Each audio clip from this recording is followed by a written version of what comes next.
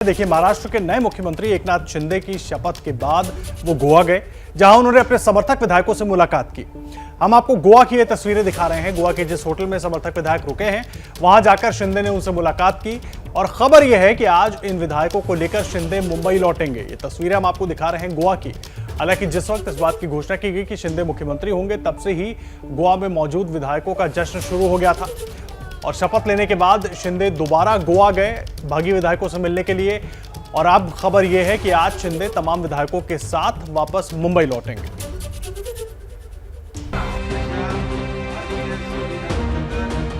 एकनाथ शिंदे ने जैसे ही सत्ता संभाली, गोवा में ठहरे शिवसेना के बागी विधायकों की खुशी का ठिकाना नहीं रहा, क्योंकि इसके साथ ही इनके मुंबई लौटने का रास्ता खुल गया।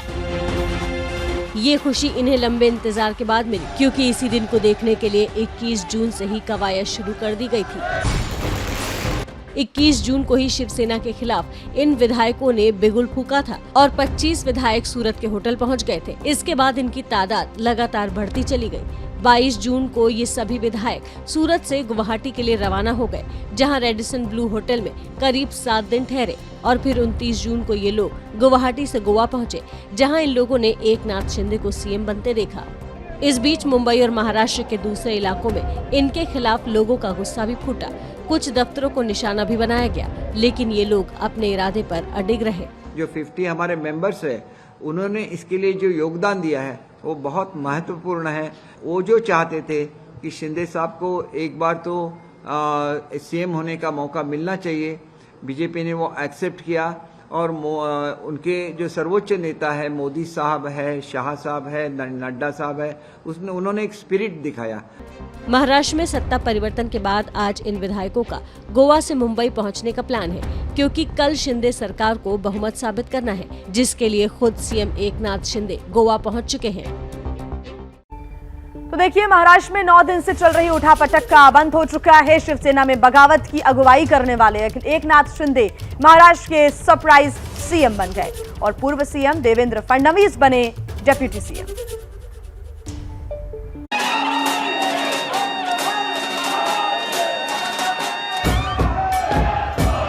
शिवसेना प्रमुख बाळासाहेब ठाकरे जी की हिंदुत्व की जो भूमिका है, हम लोग बढ़ाने की कोशिश कर रहे हैं।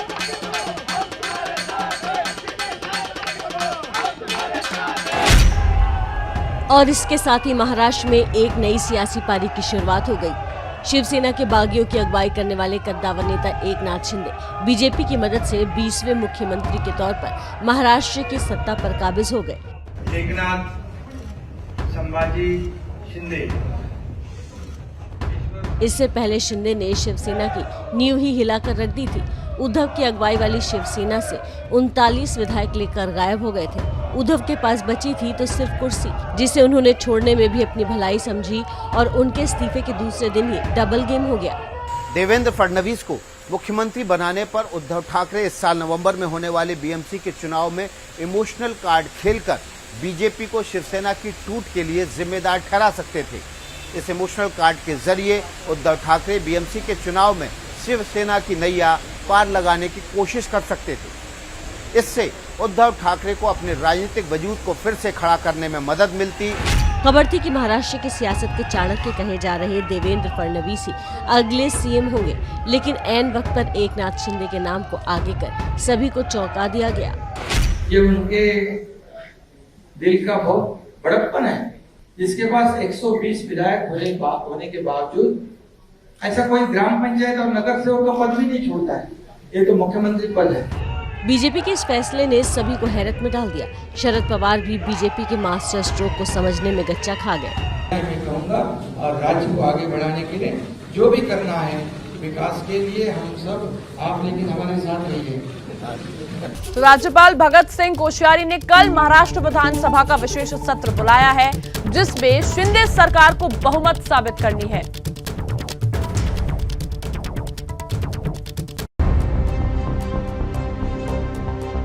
महाराष्ट्र में चल रहे सियासी संकट का दी एंड हो गया। इसका आगाज जितना चौंकाने वाला था, अंजाम भी उतना ही हैरत अंगेज रहा।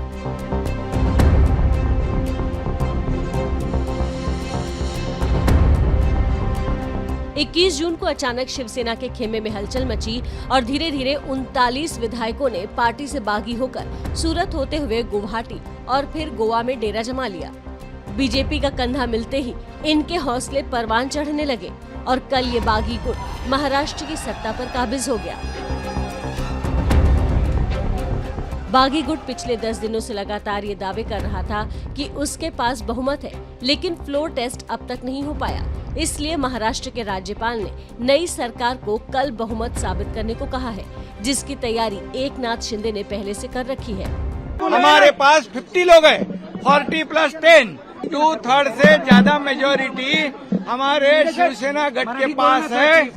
शिंदे के इस दावे के मुताबिक कल जो तस्वीर विधानसभा में दिख सकती है वो इस तरह की होगी। एकनाथ शिंदे का दावा है कि उन्हें 50 विधायकों का समर्थन हासिल है, जबकि बीजेपी के पास कुल 106 विधायक है। इसके साथ ही 11 और विधायक भी एकनाथ शिंदे के साथ है। अगर इन सभी विधायकों को मिला दे तो ये बहुमत से 23 से ज्यादा है। यानी बीजेपी और शिंदे गुट का दावा सही साबित हुआ तो नई सरकार भारी बहुमत से जीत हासिल करेगी। इसके अलावा कल विधानसभा के अध्यक्ष का भी चुनाव होगा। ये पद बीजेपी के हिस्से में गया है। महाराष्ट्र के पूर्व सीएम देवेंद्र फडणवीस, जो महाराष्ट्र के सियासी संकट के चाणक्य बनकर उभरे, उन्हें बीजेपी आला कमान ने डिप्टी सीएम बनने का फरमान सुना दिया, जिसके बाद बीजेपी के इस फैसले पर सवाल भी उठने लगे।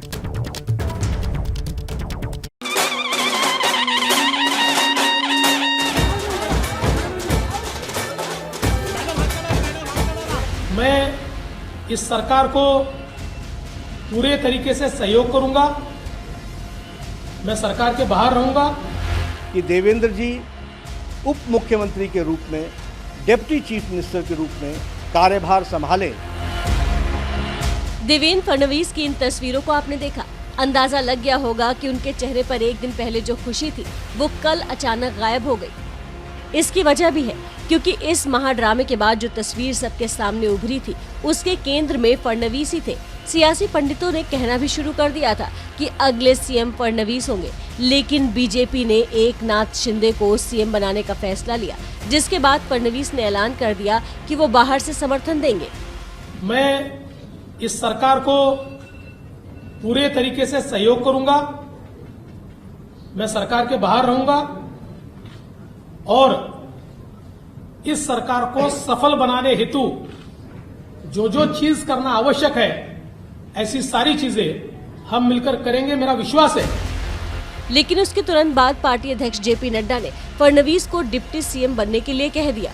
केंद्र ने इस बात को निर्देशित किया है कि देवेंद्र जी उप मुख्यमंत्री के रूप में, डिप्टी चीफ मिनिस्टर के रूप में कार्यभार संभालें। और फिर आला कमान के इस फरमान के बाद फडणवीस महाराष्ट्र के डिप्टी सीएम बन गए। मी देवेंद्र गंगाधरराव फडणवीस। लेकिन शपथ लेने के दौरान फडणवीस का चेहरा उतरा हुआ दिखा। बुझे हुए चेहरे के साथ शपथ लेने के लिए मंच पर बढ़ते दिखे। इतना ही नहीं, बधाई लेने के दौरान भी वो मायूस से नजर आए, जिसके बाद सियासी हलके में ये सवाल गूंजने लगे कि क्या फडणवीस ने बेमन से ये पद स्वीकार किया है। हालांकि बाद में फडणवीस ने ट्वीट कर अपनी मायूसी को ढकने की कोशिश भी की। उन्होंने लिखा, प्रामाणिक कार्यकर्ता के नाते पार्टी के आदेश का मैं पालन करता हूं। जिस पार्टी ने मुझे सर्वोच्च पद तक पहुंचाया, उसका आदेश मेरे लिए सर्वोपरि है। तो एकनाथ शिंदे को सीएम बनाकर बीजेपी ने सबको चौंका दिया। अब सवाल उठ रहा है कि महाराष्ट्र की नई सरकार में अचानक देवेंद्र फडणवीस को हटाकर शिंदे को नंबर 1 के पायदान पर क्यों खड़ा कर दिया गया? आखिर क्या है बीजेपी का मास्टर प्लान?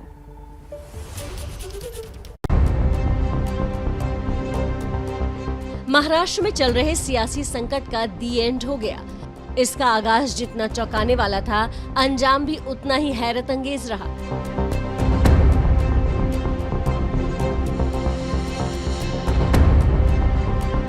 इक्कीस जून को अचानक शिवसेना के खेमे में हलचल मची और धीरे धीरे 39 विधायकों ने पार्टी से बागी होकर सूरत होते हुए गुवाहाटी और फिर गोवा में डेरा जमा लिया।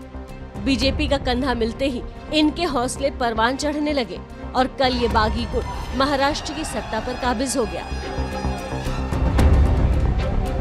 बागी गुट पिछले 10 दिनों से लगातार ये दावे कर रहा था कि उसके पास बहुमत है, लेकिन फ्लोर टेस्ट अब तक नहीं हो पाया। इसलिए महाराष्ट्र के राज्यपाल ने नई सरकार को कल बहुमत साबित करने को कहा है, जिसकी तैयारी एकनाथ शिंदे ने पहले से कर रखी है। हमारे पास 50 लोग हैं, 40 प्लस 10, 2/3 से ज्यादा मेजोरिटी हमारे शिवसेना गठ के पास है। शिंदे के इस दावे के मुताबिक कल जो तस्वीर विधानसभा में दिख सकती है वो इस तरह की होगी। एकनाथ शिंदे का दावा है कि उन्हें 50 विधायकों का समर्थन हासिल है, जबकि बीजेपी के पास कुल 106 विधायक है। इसके साथ ही 11 और विधायक भी एकनाथ शिंदे के साथ है। अगर इन सभी विधायकों को मिला दे तो ये बहुमत से 23 से ज्यादा है। यानी बीजेपी और शिंदे गुट का दावा सही साबित हुआ तो नई सरकार भारी बहुमत से जीत हासिल करेगी। इसके अलावा कल विधानसभा के अध्यक्ष का भी चुनाव होगा। ये पद बीजेपी के हिस्से में गया है। तो देवेंद्र फडणवीस महाराष्ट्र के डिप्टी सीएम तो बन गए, लेकिन ये चर्चा आम हो गई है कि इसमें उनकी मर्जी शामिल नहीं थी। इसके बाद पीएम मोदी समेत बीजेपी के कई नेताओं ने उनकी हौसला अफजाई की। पूर्व सीएम देवेंद्र फडणवीस के डिप्टी सीएम बनने का ऐलान होते ही बीजेपी खेमे में सुगबुगाहट शुरू हो गई। फडणवीस के मायूस चेहरे से उनकी नाराजगी जग जाहिर होने लगी। इसके बाद उन्हें मनाने का एक सिलसिला चल पड़ा। सबसे पहले खुद एकनाथ शिंदे जो सीएम बने, उन्होंने इसे फडणवीस का त्याग बताया। ये उनके दिल का बहुत बड़प्पन है। ऐसा कभी कोई करता नहीं जिसके पास 120 विधायक है, जिसके पास 120 विधायक होने के बावजूद ऐसा कोई ग्राम पंचायत और नगर सेवक का पद भी नहीं छोड़ता है। ये तो मुख्यमंत्री पद है। सूत्रों से मिली जानकारी के मुताबिक एकनाथ शिंदे को सीएम बनाने और फडणवीस को डिप्टी सीएम बनाने का फैसला 2 दिन पहले ही बीजेपी ने ले लिया था, लेकिन कल फडणवीस ने ये पद लेने से मना कर दिया था। हालांकि बाद में पार्टी हाईकमान का आदेश आ गया। केंद्र ने इस बात को निर्देशित किया है कि देवेंद्र जी उप मुख्यमंत्री के रूप में, डिप्टी चीफ मिनिस्टर के रूप में कार्यभार संभालें। शपथ ग्रहण के कुछ देर बाद प्रधानमंत्री नरेंद्र मोदी ने भी फडणवीस को समझाते हुए ट्वीट किया। लिखा, महाराष्ट्र के डिप्टी सीएम की शपथ लेने पर देवेंद्र फडणवीस को बधाई। वो बीजेपी के हर कार्यकर्ता के लिए प्रेरणा है। उनका अनुभव और दक्षता सरकार के लिए फायदेमंद साबित होगा। इसके बाद तो बीजेपी नेताओं के बयानों की बारिश होने लगी। ये भी एक बहुत बड़प्पन फडणवीस जी का मैं कहना चाहूँगा कि उन्होंने ये त्याग करके, खुद की कुर्सी त्याग करके एक शिवसेना के यहाँ एक शिवसैनिक को यहाँ पे मुख्यमंत्री पद पे बिठाया है। आगे 2024 में जो चुनाव होने वाले हैं उसमें जो भारतीय जनता पार्टी के क्लियर मैंडेट मिलने के लिए जो 48 लोकसभा है, 228 विधानसभा है, उसमें जो लोगों के काम होने चाहिए, क्योंकि 2.5 साल से पूरा विकास रुका पड़ा है। महाराष्ट्र को समृद्ध बनाने के लिए और केंद्र की सारी योजनाएं महाराष्ट्र के जनता तक पहुंचे, मोदी जी का जो सपना है वो पूरा हो, इस वजह से देवेंद्र जी ने उप मुख्यमंत्री पद की शपथ ली है। पहले उन्होंने नहीं कहा था, लेकिन केंद्रीय नेतृत्व का आदेश हमारे सामने आया कि नहीं, आप वहाँ उप मुख्यमंत्री बनिए, और उन्होंने ये माना। हम उनका आभार व्यक्त करते हैं। उन्होंने महाराष्ट्र की जनता के लिए सर्वोपरि हित समझा और पार्टी का जो आदेश है वो माना। देखिए, एकनाथ शिंदे के सीएम बनते ही बागी गुट ने राहत की सांस ली। इसके साथ ही शिंदे सेना की तरफ से प्रेस कॉन्फ्रेंस कर पीएम मोदी समेत बीजेपी के अध्यक्ष जेपी नड्डा, गृह मंत्री अमित शाह और फडणवीस का शुक्रिया अदा किया गया। एकनाथ शिंदे को सीएम बनाकर बीजेपी ने महाराष्ट्र की सियासत में एक नई इबारत लिख दी। माना जा रहा है कि ये मास्टर स्ट्रोक 2024 में बीजेपी के लिए फायदेमंद साबित होगा, जिसमें इसकी नींव रखने वाली शिवसेना को छोड़कर एकनाथ शिंदे का साथ देने वाले विधायकों की भूमिका अहम होगी। इसलिए सीएम बनते ही शिंदे सेना ने एक प्रेस कॉन्फ्रेंस कर आगे की रणनीति का खुलासा किया, लेकिन इससे पहले बागी गुट ने सभी का शुक्रिया अदा किया। जो 50 हमारे मेंबर्स है, उन्होंने इसके लिए जो योगदान दिया है वो बहुत महत्वपूर्ण है। इसलिए वो जो चाहते थे कि शिंदे साहब को एक बार तो सीएम होने का मौका मिलना चाहिए, बीजेपी ने वो एक्सेप्ट किया। शिंदे गुट ने कहा कि शिवसेना से बगावत एक मकसद के लिए किया गया था जो आज पूरा हुआ। इसके साथ उसने शरद पवार की भी तारीफ की। हमारे जो सबसे सीनियर पॉलिटिशियन महाराष्ट्र के हैं पवार साहब, उन्होंने भी अपना आशीर्वाद इस नए जो चेंज हुआ है उसमें उन्होंने बोला है कि शिंदे साहब उनसे मिलते हैं, उनसे एडवाइस लेते हैं, तो उनका एडवाइस महाराष्ट्र के हित में बहुत इम्पोर्टेंट रहता है। जब हम लोग प्रोग्रेस की बात करते हैं, जब हम डेवलपमेंट की बात करते हैं, तो वो भी आशीर्वाद उनको मिल गया है। लेकिन उद्धव सरकार के गिरते ही शरद पवार को इनकम टैक्स विभाग का नोटिस भेजा गया, जिस पर एनसीपी भड़क उठी। एनसीपी नेता महेश भारत तपासे ने एक ट्वीट कर लिखा, सरकार बदलते ही शरद पवार को 2004, 2009, 2014 और 2020 के चुनावी हलफनामों के लिए आयकर विभाग नोटिस देता है। क्या ये विशुद्ध रूप से संयोग है या कुछ और? तो वहीं कल महाराष्ट्र में एकनाथ शिंदे सरकार की पहली कैबिनेट की बैठक भी हुई, जिसमें कई अहम फैसले लिए गए हैं। डिप्टी सीएम देवेंद्र फडणवीस ने मेट्रो कार शेड को आर्य कॉलोनी में ट्रांसफर करने की तैयारी के निर्देश दे दिए। तो वहीं उद्धव सरकार ने इस प्रोजेक्ट को बता दें आपको रद्द कर दिया था। महाराष्ट्र में सरकार बदली तो प्राथमिकताएं भी बदलनी शुरू हो गई। कैबिनेट की पहली बैठक में शिंदे सरकार ने उद्धव सरकार के आर्य कॉलोनी पर लिए गए फैसले को पलट दिया।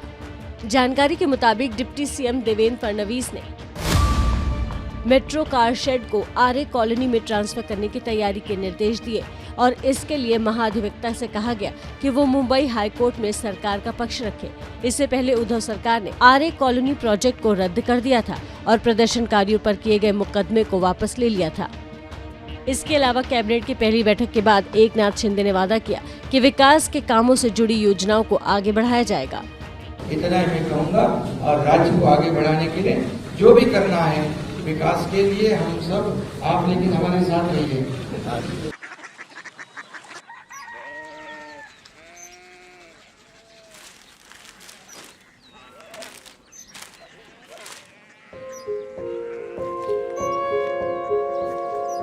बाबा बाबा Korea city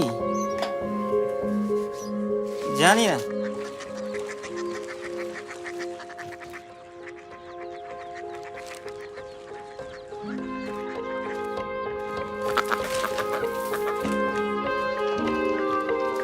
Korea city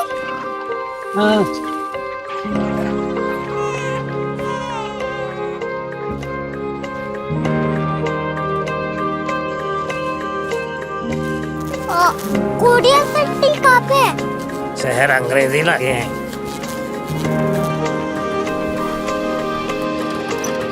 Korea city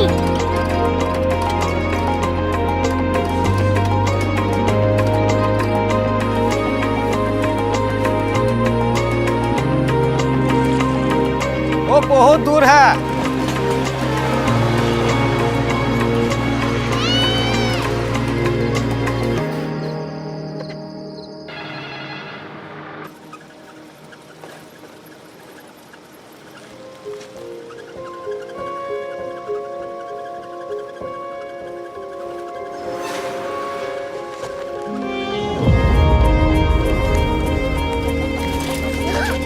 Korea city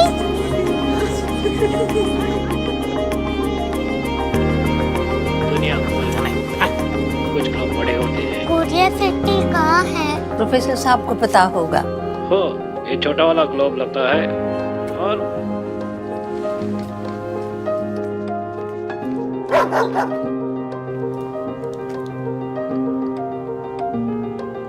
पता नहीं, मेरी बेटी से जाके मिल लो, शायद उसे मालूम हो।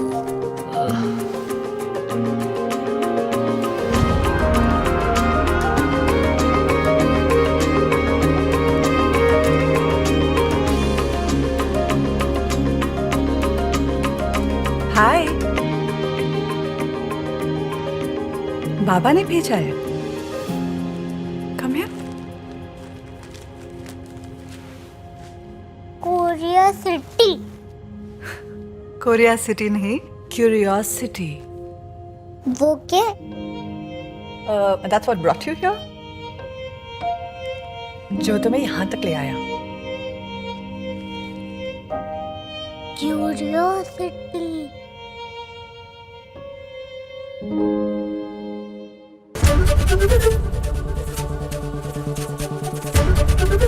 एबीपी न्यूज आपको रखे आगे।